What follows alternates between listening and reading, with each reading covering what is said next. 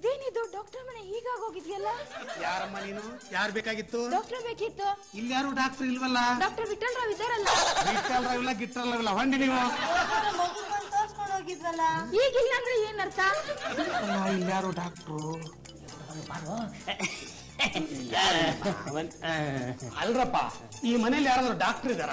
Doctor ಅಂತ ಮುಂಚೆ ಒಬ್ರು ಇದ್ರು, ಮನೆ ಖಾಲಿ ಮಾಡಿ 2.5 ದಿನ ಆಯ್ತು. ಏನು?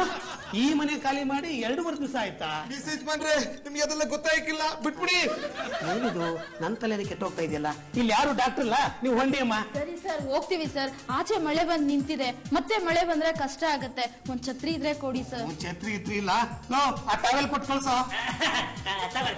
ಅದೇ ಇವ್ರು ಕಾಂಪೌಂಡರ್ ಗೋವಿಂದ ಅಲ್ವಾ? ಗೋವಿಂದನೂ ಇಲ್ಲ, ಮುರಾರಿನೂ ಇಲ್ಲ, ವಿಠಲ್ನೂ ಇಲ್ಲ, ಯಾರು ಏನಿದು ಈ ಮನೆಯಲ್ಲಿ ಏನೋ ನಡೀತಾ ಇದೆಯಲ್ಲ? ಏನು ಬೋ ಖುಷಿಯಾಗಿ ಬರ್ತಾ ಇದ್ದೀರಾ? ನಾವಿಬ್ರ ಲಗ್ನ ಆಯ್ತಾ ಇದೀವಲ್ಲ, ಅದಕ್ಕೆ. ಹೌದಾ? ಆಯ್ತಾಯ್ತು, ಖುಷಿಯಾಗ್ರಿ. ನಾನು ಯಾಕೆ ಅಡ್ಡಿ ಪಡಿಸ್ಲಿ? ಈಗೇನು ನಿನ್ ಕವನ ಕೇಳಿಸ್ಕೊಳ್ತೇವ ಕೇಳಿಸ್ಕೊಳಲ್ವಾ? ಆಯ್ತು ಹೇಳ. ಭೂಮಿ ಹೆಣ್ಣು, ಕಾಮ ನದಿಯು ಹೆಣ್ಣು, ಎಕ್ಸ್ಕ್ಲಮೇಟರಿ ಮಾರ್ಕ್. ಹೂವು ಹಣ್ಣು, ಜಗದ ಕಣ್ಣು, ಹೆಣ್ಣು ಹೊನ್ನು ಮಣ್ಣು, ನಂಬಿದವರ ಬಾಯಿಗೆ ಕೆಮ್ಮಣ್ಣು. ದಟ್ಟು ದರಿದ್ರವಾಗಿದೆ ಈ ಕವನ. ಯಾಕೋ ದರಿದ್ರವಾಗಿದೆ?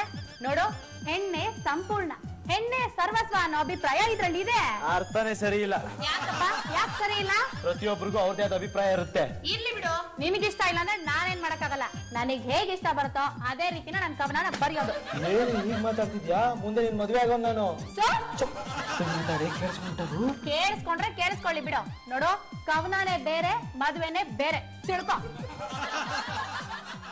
ಏನಪ್ಪ ಇವಳು? ನಾನು ಅನ್ಕೊಂಡಿದ್ದೆ ಒಂಥರ, ಇವಳು ಇರೋದೇ ಒಂಥರ. ಇವಳು ನಮ್ಮ ಮದುವೆ ಆದ್ರೆ ನನ್ನ ಸಾಹಿತ್ಯ ಉದ್ಧಾರ ಆಗುತ್ತಾ? ಹಂಗೆ ತೋಪ್ ನಾಣೆಗೂ ಇಲ್ಲ.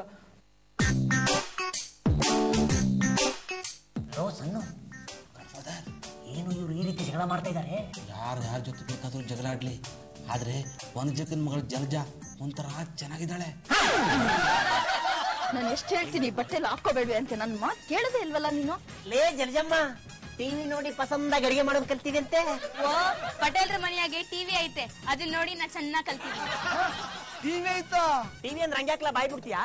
ಕೋಳಿ ಬಿಟ್ಟು ಸರಿಯಾಗಿ ಕಾರ್ ಹೊತ್ಲಾ ಮುದೇವಿ ಆತು, ಅದಕ್ಕೆ ಬೋತಿಯಾ? ಅಲ್ಲ ಕಣಮ್ಮಿ, ನೀನೇ ರಾಜನ ಲಗ್ನ ಆಗ್ಬೋದಲ್ಲ. ನಾನು ಪ್ಯಾಟ ಹುಡುಗಿ ತರ ಡ್ರೆಸ್ ಮಾಡ್ಕೋತೀನಲ್ಲ, ಅದಕ್ಕೆ ನಮ್ಮ ಮನೇಲಿ ಯಾರಿಗೂ ಇಷ್ಟ ಆಗಕ್ಕಿಲ್ಲ. ಇಂತ ವೈನಾಗಿರೋ ಬಟ್ಟೆ ಹಾಕೋಬೇಡ ಅಂತ ಹೇಳ್ತೀನಿ. ಇವಳೆಲ್ಲಿ ಕೇಳ್ತಾಳೆ? ಅಲ್ಲ, ಅಂತ ಚಿನ್ನದಂತ ಹುಡುಗ ನಮ್ ಕೈ ಬಿಟ್ಟು ಹೋಗ್ತಾನಲ್ಲ ಅಂತ ನನ್ ಕರಳು ಹಂಗೆ ಕಿವುಚ್ತದೆ. ಅದು ಇವಳಿಗೆ ಹೆಂಗ್ ಗೊತ್ತಾಗ್ತದೆ? ಓ, ಅರ್ಥವಾಯ್ತು ಬಿಡು. ಅಲ್ಲ ವನಜಕ್ಕ, ನಿನ್ನ ಮಗಳನ್ನ ಆ ರಾಜುವೇಗೆ ಕೊಟ್ಟು ಯಾಕೆ ಲಗ್ನ ಮಾಡ್ಬೇಕು? ನೋಡು ಗೋವಿಂದನ, ನಮ್ಮ ಯಜಮಾನ್ರು ತುಂಬಾ ಸಾಲ ಮಾಡ್ಕೊಬಿಟ್ಟವ್ರೆ. ನನ್ಗಿರೋದು ಒಬ್ಳೆಯ ಮಗಳು, ರಾಜನು ಒಬ್ನೇ ಮಗ. ಈಗ ನಮ್ಮ ಆಸ್ತಿ ಎಲ್ಲ ಅವ್ರ ಕಡೆಗೆ ಹೋಗೈತೆ. ಈಗ ಲಗ್ನ ಮಾಡ್ಕೊಬಿಟ್ರೆ ನಮ್ಮ ಆಸ್ತಿ ನಮಗ್ ಬರ್ತದೆ, ಸಾಲನು ತೀರೈತಿದೆ, ನಮ್ಮ ಆಸ್ತಿ ನಮ್ ಕಡೆಗೆ ಇರ್ತದೆ. ಇವ್ರಿಗೆ ಹಳ್ಳಿ ತರ ಬಟ್ಟೆ ಹಾಕೊಂಡಿರಿ ಅಂದ್ರೆ ಯಾವಾಗ್ಲೂ ಪಟ್ಟಣದವ್ರ ತರ ಬೀಗ್ತಾನೆ ಇರ್ತಾಳೆ. ನನ್ ಮಾತೆಲ್ಲಿ ಕೇಳ್ತಾಳೆ ಇವಳು? ತೆಗಿ ನಿನ್ನ ಮಾತು. ಹೆಣ್ಣು ಮಕ್ಳಂದ್ರೆ ಹಿಂಗಿರ್ಬೇಕು. ಆ ಸಿಲ್ಲಿ ತರ ಇದ್ರೆ ಯಾರು ಮೆಚ್ಕೋತಾರೆ? ಅಮ್ಮ, ನಾವ್ ಈ ಗೋವಿಂದಣ್ಣ, ಈ ಜಾನೇಶಣ್ಣನ ಸಹಾಯ ತಗೊಂಡು ಜಲಜ, ಇವನ್ ಯಾರು ನನಗ ಅಣ್ಣ, ಇವ ನನಗ ತಮ್ಮ. ಯಾವ್ದೋ ಒಂದು ಸುಮ್ಮನೆ ಕೂತ್ಕೊಳ್ಳೋಣ. ಅಮ್ಮ, ನಾವ್ ಇವ್ರಿಬ್ರು ಸಹಾಯ ತಗೊಂಡು ನಾನ್ ರಾಜುನ್ ಯಾಕೆ ಮದ್ವೆ ಆಗ್ಬಾರ್ದು? ನೋಡು ಗೋವಿಂದಣ್ಣ, ನಿಮ್ಮನ್ ಕಂಡ್ರೆ ನನ್ಗೆ ಬೋ ಪ್ರೀತಿ ಐತೆ, ಅಷ್ಟೇ ಯಾಕೆ ಬೋ ಗೌರವನೂ ಐತೆ. ನೀವೇ ಮೊದಲನೇ ಸರಿ ಇದನ್ನ ಹೇಳ್ತಾ ಇರೋದು. ನೋಡ್ ಗೋವಿಂದಣ್ಣ, ನೀ ಹೆಂಗಿದ್ರು ಹುಡ್ಗಿಗ್ ಚಿಕ್ಕಪ್ಪ, ನೀ ಹೆಂಗಾದ್ರೂ ಮಾಡಿ ಆ ಸಿಲ್ಲಿ ಸಂಬಂಧ ಮುರ್ದಾಕ್ಬಿಟ್ಟು ನನ್ ಮಗಿಗೆ ಆ ರಾಜನ್ ಕೊಟ್ಟು ಯಾಕೆ ಲಗ್ನ ಮಾಡಬಾರ್ದು? ಸಂಬಂಧ ಮುರಿಯೋ ಇದು ನಮ್ ಗೋವಿಂದ ನನಗೆ ಮೊದಲಿಂದ ಗೊತ್ತೈತೆ. ಓ ಒಂದು ದಿನ ನಾಟಕ ಮಾಡೋದಕ್ಕೆ ಇಷ್ಟು ಕಷ್ಟ ಆಗ್ತಾ ಇದೆ, ಇನ್ನು ಜೀವನ ಪೂರ್ತಿ ವೇಷ ಹಾಕೊಂಡು ನಾಟಕ ಮಾಡ್ತಾ ಇದ್ರೆ ನಾನು ತಲೆಯಲ್ಲಿರೋ 3 ಕೂದಲು ನರ್ತೋಗುತ್ತಷ್ಟೇ. ಪಾಪ ನಮ್ ಮೇಡಮ್ಗೋಸ್ಕರ ಇದೆಲ್ಲ ಸಹಿಸ್ಕೋಬೇಕು ರೀ ನಾವು. ಅವ್ರ ಮನೇಲಿ ಎಷ್ಟು ದಿನ ಬಿಟ್ಟಿ ಊಟ ತಿಂಡಿ ಮಾಡಿಲ್ಲ ಹೇಳಿ. ನಾನು ಎಷ್ಟು ಸಾರಿ ಅವ್ರಿಗೆ ಬಿಟ್ಟಿ ಸೂಪರ್ ಬೇಡಿಯ ಕೊಟ್ಟಿಲ್ಲ. ಎಷ್ಟು ಐಡಿಯಾ ಕೊಟ್ಟಿದ್ದೆ ಹೇಳು. ಬಾಕಿ ಐಡಿಯಾಗಳಿಗೆ ದುಡ್ಡನ್ನ ಬೀಸಾಕಿ ಬಿಡುವೆ.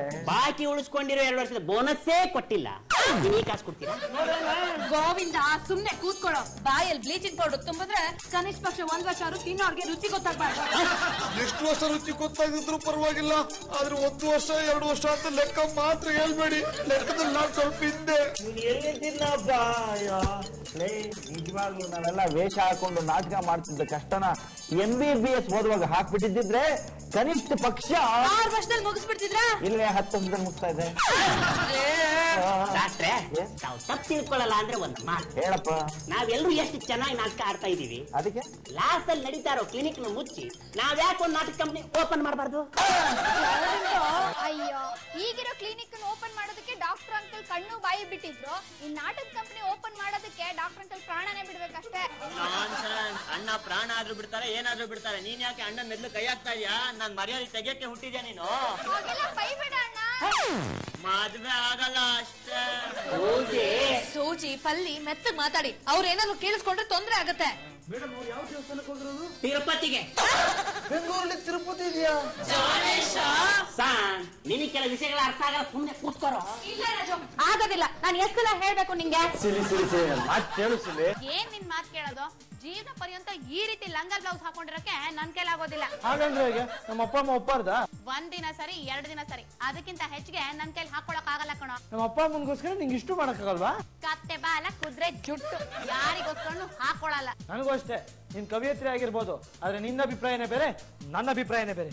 ನೀನ್ ಮದ್ವೆ ಆಗೋದ್ರಲ್ಲಿ ಅರ್ಥನೇ ಇಲ್ಲ. ಓಹೋ, ನೀನ್ ಇಷ್ಟೊಂದ್ ಮಾತಾಡುವಾಗ ನಾನ್ ಯಾಕೆ ಮಾತಾಡ್ಬಾರ್ದು? ನನಗೂ ಅಷ್ಟೇ ಕಣೋ, ನಿನ್ನ ಮದ್ವೆ ಆಗೋದಕ್ಕೆ ಇಷ್ಟ ಇಲ್ಲ. ಕಾವ್ಯನೇ ಬೇರೆ, ಕವಿತೆನೇ ಬೇರೆ, ಜೀವನನೇ ಬೇರೆ, ಗ್ರಂಥನೇ ಬೇರೆ. ಎದ್ದೋಗ ಕಾಂಡ. ನಿಮ್ಮಿಬ್ರಿಗೂ ಮದ್ವೆ ಮಾಡೋದಕ್ಕೋಸ್ಕರ ನಾವೆಲ್ಲ ಇಷ್ಟು ಕಷ್ಟ ಪಡ್ತಿದ್ರೆ ಈಗ ನನಗೆ ಮದ್ವೆ ಬೇಡ ಅಂತ ಜಗಳ ಆಡ್ತಿದ್ರ. ನಾವೆಲ್ಲ ಹೋಗಿ ಯಾವ ಬಾವಿ ಬೀಳೋಣ್ವೆ? ಮುತ್ತೈದೆನಗರ ಬಾವಿಗೆ. ಮೊದ್ಲು ಅದನ್ನ ಕರ್ಕೊಂಡೋಗಿ ಯಾವ್ದಾದ್ರು ಬಯಲಿಗೆ ಬಿಟ್ಬಿಟ್ಟು ಬನ್ನಿ. ನೋಡಿ, ನಾನು ಸಮಾಜ ಸೇವಕಿ ಲಲಿತಾಂಬ ನಿಮ್ ಕಾಲ್ ಹಿಡಿದು ಬೇಡ್ಕೋತೀನಿ, ಕೈ ಮುಗಿದು ಕೇಳ್ಕೊತೀನಿ, ನೀವಿಬ್ರು ಈ ಮದ್ವೆಗೆ ಒಪ್ಕೊಳ್ಳಿ ಪ್ಲೀಸ್ ಪ್ಲೀಸ್. ಅಲ್ಲೇ ನಾವಿಬ್ರು ಯಾರು? ನಗರದ ಯುವ ಪ್ರೇಮಿಗಳು. ಅಂತದ್ರಲ್ಲಿ ನಿಮ್ಗಳಿಗೋಸ್ಕರ ನಾವಿಬ್ರು ಅಣ್ಣ ತಂಗಿ ನಾಟಕ ಆಡಿದ್ವಿ. ನನ್ ಹೊಟ್ಟೆ ಎಷ್ಟು ಉರಿಬೇಡ. ಈಗ ನೋಡಿದ್ರೆ ನೀವಿಬ್ರು ಮದ್ವೆ ಆಗಲ್ಲ ಅಂತೀರಾ? ಪ್ರತಿ ಸತಿ ಅಣ್ಣ ಅಣ್ಣ ಕರಿವಾಗ್ಲು ಎಷ್ಟು ದುಃಖ. ಹೋಗ್ಲೇ ಬಿಡಿ, ಯಾಕೆ ಈಗ ಮಾತು? ತೂಕದಲ್ಲಿ ಕುಯ್ಕೊಂಡು ಮಗು ಕೋಟಿ ಕೊಟ್ಟರು ವಾಪಸ್ ಬರಲ್ಲ ಅಂತಾರೆ. ದಯವಿಟ್ಟು ನಿಮ್ ಮದುವೆ ಬಗ್ಗೆ ಇನ್ನೊಂದ್ಸಾರಿ ಯೋಚನೆ ಮಾಡಿ. ರಾಜು ಹೋಗ್ಬೇಕಪ್ಪ. ಈಗೇನಪ್ಪ, ನಮ್ ಸಿಲ್ಲಿ ಯಾವಾಗೂ ಲಂಗ ಬ್ಲೌಸ್ ಹಾಕೊಂಡಿರ್ಬೇಕು ಅಷ್ಟೇ ತಾನೆ? ವಾರದಲ್ಲಿ 3 ದಿನ ಲಂಗ ಬ್ಲೌಸ್ ಹಾಕೊಂಡಿರ್ತಾಳೆ, ಇನ್ನು 3 ದಿನ ಅವಳಿಗೆ ಇಷ್ಟ ಬಂದ ಡ್ರೆಸ್ ಹಾಕೋತಾಳೆ. ಯಾವ ದಿನ ಯಾವ ಬಟ್ಟೆ ಬೇಕಾದ್ರೂ ಹಾಕೊಳ್ಳಿ, ಆದ್ರೆ 3 ದಿನ 6 ದಿನ ಅಂತ ಲೆಕ್ಕ ಮಾತ್ರ ಹೇಳ್ಬೇಡಿ. ನೀವೇನ್ ಹೇಳ್ತೀರಾ ರಾಜು ಅವರೇ? ವಿಶಾಲ್ ಅವರೇ, ಪೆದ್ದಾಗಿ ಮಾತಾಡ್ಬೇಡ್ರಿ. ಬಟ್ಟೆ ಸಮಸ್ಯೆ ಬಗೆಹರಿದ್ರು ಈ ಮದುವೆ ಮಾತ್ರ ಖಂಡಿತವಾಗ್ಲೂ ಆಗಲ್ಲ. ನೋಡಿ, ಈ ಲಗ್ನ ಆಗಕ್ಕಿಲ್ಲ.